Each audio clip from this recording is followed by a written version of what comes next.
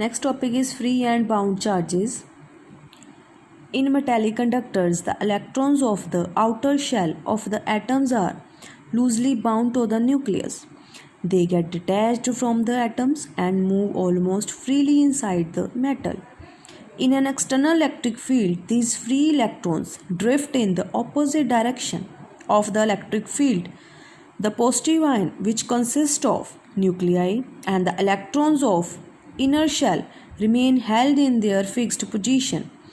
These immobile charges constitute the bound charges. Let us suppose कि हमारे पास कोई atom है, किसी मेटल का कोई हमारे पास एटम है, उसमें हमने क्या रिप्रेजेंट किया है, उसके सेंटर में न्यूक्लियस को मैंने रिप्रेजेंट किया है और हमें पता है कि न्यूक्लियस में क्या होता है, प्रोटॉन और neutron, and the charge contained by proton is positive and neutron contain no charge. As we already know, electrons are revolving around the nucleus in a fixed orbit, and those electrons which are present in the outermost shell, means in the valence shell, are called free electrons which are present in the outermost shell. What are bound charges? The positive ions which are present inside the nucleus and electrons of inner shell. This inner shell are called bound charges. ये जो inner shell के electron हैं इनको भी bound charge इसलिए बोलते हैं because इनको न्यूक्लियस से अट्रैक्शन फील होती है, मींस ये जो इलेक्ट्रॉन्स है ये ईजिली बाहर नहीं जा सकते. ठीक है, सो ये जो इमोबाइल चार्जेस होते हैं उनको हम बोलते हैं bound charges. Next topic is behaviour of conductors in electrostatic fields. Means in this we will discuss about the electrostatic properties of a conductor. Number 1 is net electrostatic field is 0 in the interior of a conductor. So when a conductor is placed in an external electric field which is directed from this positive charge to the negative charge, its free electron means the free electrons of the conductor begins to move in the opposite direction of the external applied field. As we know, conductor consists of number of free electrons or the bound electrons or the positive charge. When we apply the external electric field, the charges inside the conductor experiences a net drift. The negative charges are introduced on the left side of the conductor and the positive charges are induced on the right side of the conductor. So the direction of induced electric field is from right to the left side of the conductor, which is opposite to the external applied field. So this process of induction of the negative or the positive charge on the left or right face of the conductor continues till the external field or the induced field which is set up by the induced charges becomes equal and opposite to the external field. So the net field inside the conductor will become equal to 0. Next property is, just outside the surface of a charged conductor, electric field is normal to the surface. Let us consider a conductor कि ये हमारे पास एक conductor है. अब हमें पता है कि इलेक्ट्रिक फील्ड जो है इनसाइड द कंडक्टर क्या होता है, 0, एंड पोटेंशियल जो होता है उसकी वैल्यू कांस्टेंट होती है. इसको हम नेक्स्ट प्रॉपर्टी में डिस्कस करेंगे. अब क्वेश्चन ये है कि जो इलेक्ट्रिक फील्ड है it is always acting normal to the surface of the conductor. Let us suppose electric field is inclined at an angle theta to the surface of the conductor. So here E cos theta represent tangential, this is tangential component of the electric field, and E sin theta, this E sin theta represents the normal component of the electric field. Under the electrostatic condition, surface currents can't exist. So this component, that is tangential component, is equal to 0, and here theta is the angle between the electric field intensity and the surface of the conductor. So as E is not equal to 0, means electric field is not equal to 0 on the surface of the conductor, but electric field is 0 inside the conductor. So if E is not equal to 0, then cos theta is equal to 0. If cos theta is equal to 0, then theta is equal to 90. So this theta is 90, means if theta is 90, means electric field is normal to the surface of the conductor. So electric field is always normal to the surface of the conductor at every point. Third property, the net charge in the interior of the conductor is 0 and excess charge resides at its surface. Let us consider a conductor, and we know electric field inside a conductor is 0 at all the point inside a conductor. Electric field value is 0. Let us draw a Gaussian surface near the surface of the conductor. Now according to Gauss theorem, this phi flux is equal to integral of electric field into ds. Here ds represent the area element, and it is also equal to q upon epsilon naught according to Gauss theorem. As electric field is 0 inside the conductor, so electric field lines are also equal to 0. So same flux, electric flux is also equal to 0, because electric flux represents the number of electric field lines crossing a surface normally. So if phi is 0, so which means q is also equal to 0, means charge inside the conductor is 0. So hence there can be no charge in the interior of the conductor.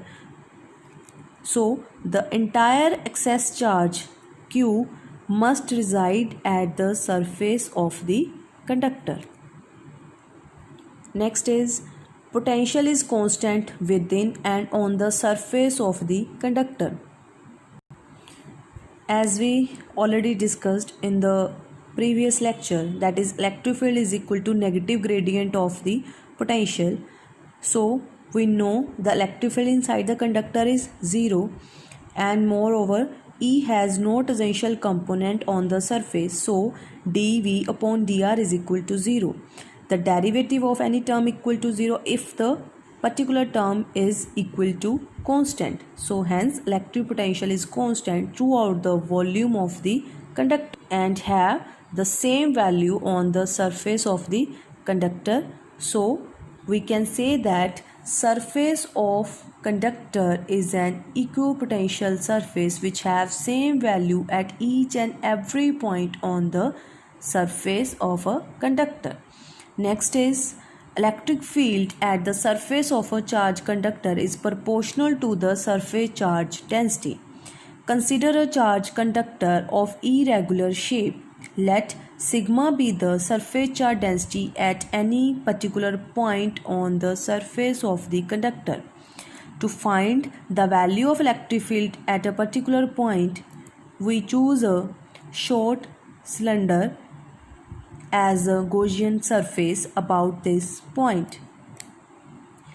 The cylinder is chosen in such a way that it lies partly inside and partly outside of the conductor, and this Gaussian surface have surface area is equal to delta S.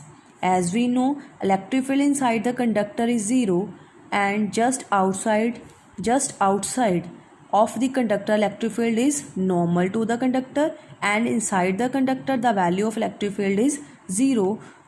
So the contribution of electric flux through the cylinder or the Gaussian surface comes only from its outer cross section. Means जो outer cross section है यही हमारा अकेला जो total flux को contribute करेगा, because the value of electric field inside the conductor is 0. जो ये हमारा गॉसियन सरफेस का कुछ पार्ट जो कंडक्टर के अंदर है, तो इसमें कोई भी फ्लक्स लिंक नहीं करेगी, बिकॉज इलेक्ट्रिक फील्ड क्या है, ज़ीरो। अगर इलेक्ट्रिक फील्ड ज़ीरो है तो इलेक्ट्रिक फील्ड लाइन ज़ीरो होंगी, तो फ्लक्स भी हमारे पास क्या होगी, zero. So according to definition of flux, flux is equal to E delta S, charge enclosed by this Gaussian surface is Q is equal to sigma delta S. Here sigma represents the surface charge density whose value is Q upon delta S. Here we can find out the value of Q is equal to sigma delta S. Here delta S represent the cross sectional area of this Gaussian surface. So by using Gauss theorem, flux is equal to Q upon epsilon naught. On comparing these two equations, we get the value of electric field is equal to sigma upon epsilon naught. So this electric field which is acting normal to the surface of the conductor is sigma upon epsilon naught. Here n cap represent the unit vector normal to the surface in the outward direction. Next property is electric field is zero in the cavity of a hollow charge conductor.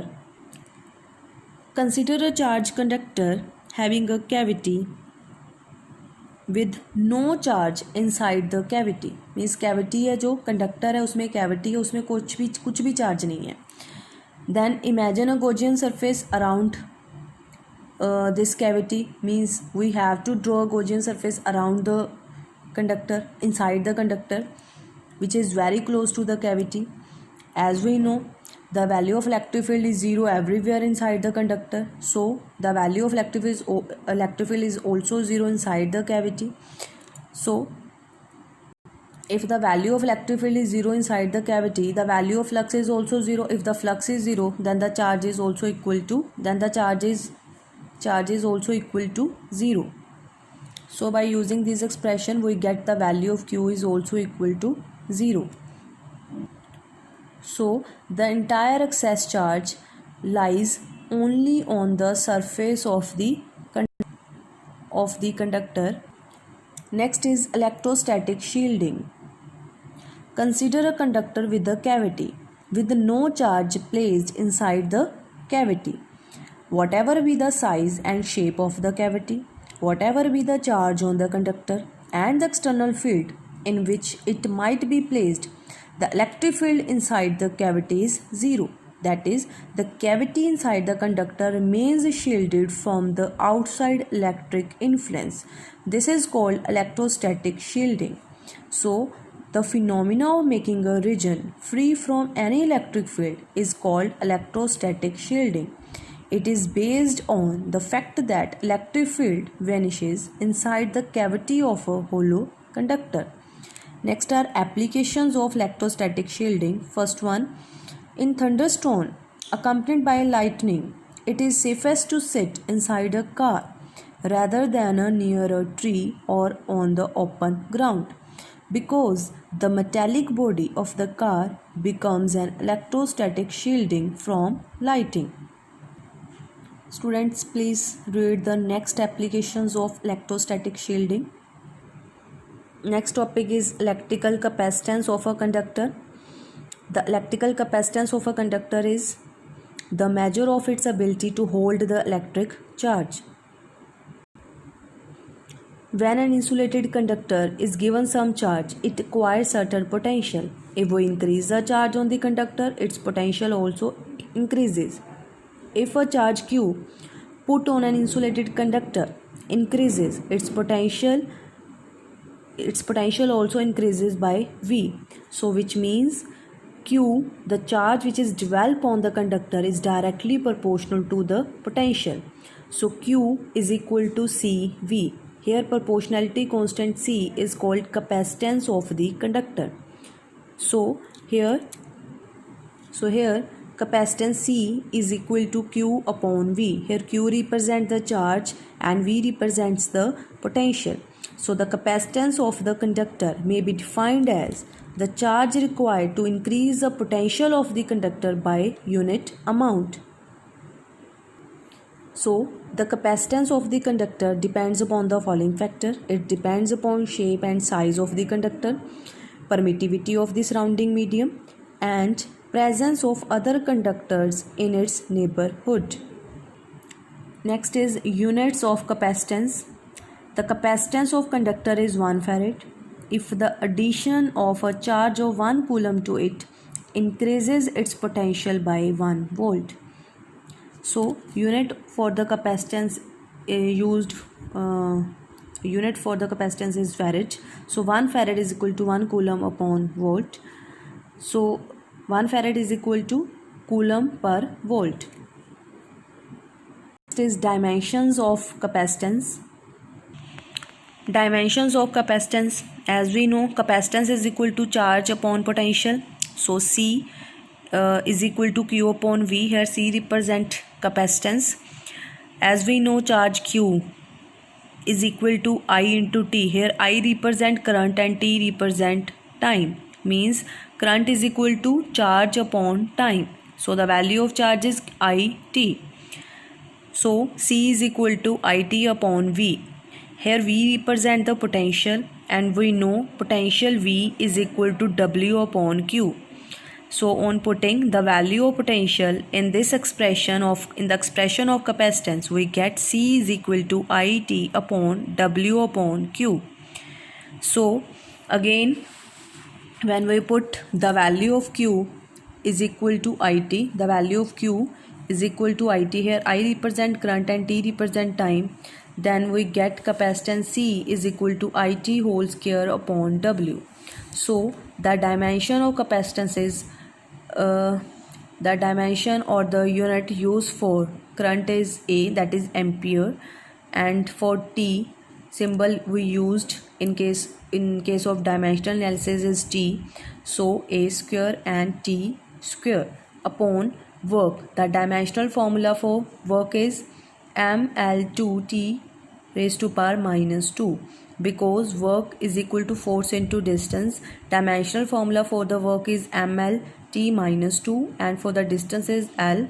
So the net dimensional formula for the capacitance is m minus 1 L minus 2 T raised to power 4 and A raised to power 2. Next is capacitance of an isolated spherical conductor. The capacitance of an isolated spherical conductor. Consider an isolated spherical conductor whose radiuses are: the charge Q is uniformly distributed over its entire surface. It can be assumed that this charge to be concentrated at the center of the sphere. The potential at any point on the surface of the conductor is, we know that the value of potential is 1 by 4 pi epsilon naught. Here charge is Q and the radius is capital R, and we know the capacitance is C is equal to Q upon V. To put the value of V in this expression, we get the capacitance is equal to 4 pi epsilon naught R. Means the capacitance of an isolated spherical conductor depends upon the radius. So R is equal to C upon 4 pi epsilon naught. As we also know that the value of 1 by 4 pi epsilon naught is 9 × 10⁻⁹. If we take the capacitance is equal to 1 farad, then the value of R is 9 × 10⁶ kilometer, and this radius is about 1500 times the radius of Earth. The radius of Earth is 6 × 10⁻³ kilometer. So we can conclude that 1 farad is very large unit of capacitance. So it is not possible to have a single isolated conductor of very large capacitance. Next is problem number 34. 8 identical spherical drops, each carrying a charge 1 nanocoulomb, are at a potential of 900 volt each. All these drops combine together to form a single large drop. Calculate the potential of this large drop. इस numerical में हमें 8 small drops दी हैं, जैसे कि मैंने यहाँ पे draw की हैं. आइडेंटिकल ड्रॉप्स हैं, हर एक की रेडियस क्या है, सेम है. तो ये 8 ड्रॉप से मिलके हमारे पास एक लार्ज ड्रॉप बन रही है. उसकी जो रेडियस है that is capital R, and we have to find out the capacitance of this large drop. So इसके लिए हमने फर्स्ट ऑफ ऑल क्या फाइंड की, capacitance of each small drop. The capacitance of small drop, as we know, the drop is in the form of spherical conductor or in the form of sphere. The shape of drop is spherical. So as we already calculate, the capacitance for a spherical conductor is C is equal to 4 pi epsilon naught R, because we assumed radius for each small drop is small r. So put 4 pi epsilon naught is equal to K. So capacitance for a single small drop, C is equal to small k into small r. So the charge on each small drop, Q is equal to CV. So put the value of C from equation number 1 into equation number 2, and we know the potential carried out by each drop is 900 volt. So the charge on large drop, so the charge on this large drop is Q dash. So Q dash represents the charge on this large drop. So Q dash is equal to 8 into Q. Here Q represents charge on this single drop, and we have total 8 drops. So the total charge on this large drop Q dash is equal to 8Q. The value of Q is KR into 900. Put this value in there here. So Q dash is equal to 7200 KR. So the volume of these 8 small drops is equal to volume of this large drop. So as we know, the volume of single small drop is 4 by 3 pi small r cube into 8 is equal to 4 by 3 pi capital R cube. Here capital R represents the radius of this large drop. So the value of capital R is equal to 2 into small r. Take this equation number 4. So the capacitance of large drop C dash is equal to K into capital R, because capacitance depends upon the radius. Here K again is equal to 4 pi epsilon naught. So hence the potential for large drop, potential V dash is equal to Q dash upon C dash. The value of Q dash is 7200 kR. The value of C dash is 2 kR. So we get the potential on the large drop is 3600 volt. Next is concept of capacitor and its principle. So first of all, we will discuss about the capacitance of an isolated conductor is small. When a conductor holds a large amount of charge, its potential is also high. If the associated electric field becomes very high, then the atoms and the molecules of the surrounding air get ionized, and breakdown occurs in the insulation of the surrounding medium, and the charge put on the conductor gets neutralized and leaks away. For the air, the breakdown point occurs at the field of order 3 into 10 raised to power volt per meter. This put the limits on the capacitance of a conductor. Next is principle of a capacitor. Consider a charged metal plate A, which consists of a positive charge, and place another uncharged plate B. Initially this plate B is uncharged, and this uncharged plate B is placed close to the metal plate A. Due to induction, the face which is close to this plate acquires negative charge, and this face acquires positive charge. The negative charge on the plate B tends to reduce the potential of plate A, while the positive charge which is on the further end on the plate B tends to increase its potential. As the negative charge is close to the plate A than the positive charge, so the net effect is that the potential of A decreased by a small amount. If the potential goes on increasing, then the capacitance of this plate goes on increasing. Means अगर potential इसका कम हो रहा है तो इसकी capacity बढ़ रही है चार्ज को और अपने में लेने में. ठीक है. Now if the positive phase, this positive phase of the plate B is earthened, its positive charge get neutralized due to the flow of electrons from the earth to the plate B. The negative charge on the plate B is held in position due to the positive charge on plate A. मतलब जो negative charge है वो अपनी position में रहेंगे क्योंकि इस plate से इसको क्या मिल रही है, अट्रैक्शन. तो इसीलिए ये जो चार्ज ऑन जो लेफ्ट फेस है ऑफ द प्लेट बी यहाँ पे इंड्यूस्ड रहेंगे.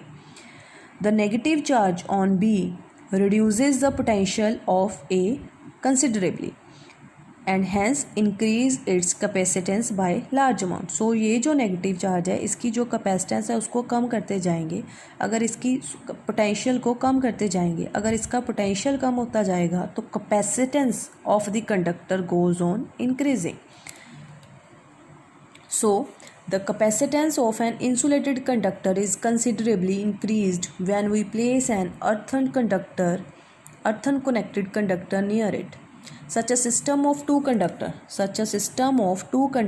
is called capacitor.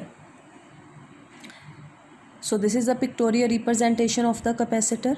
So this is for the fixed capacitor and this is for the variable capacitor.